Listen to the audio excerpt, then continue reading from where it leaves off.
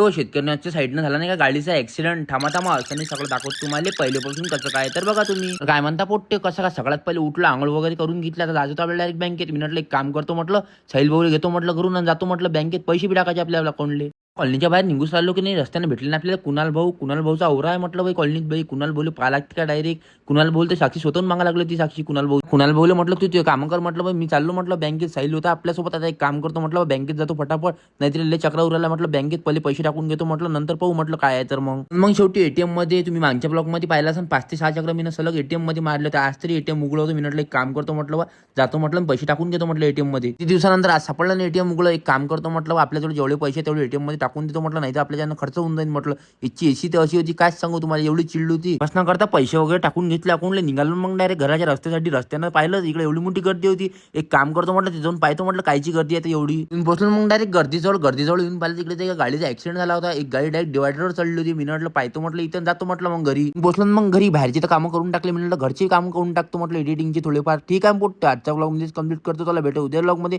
सध्यासाठी bye bye. शेवटी आपल्याला follow करा.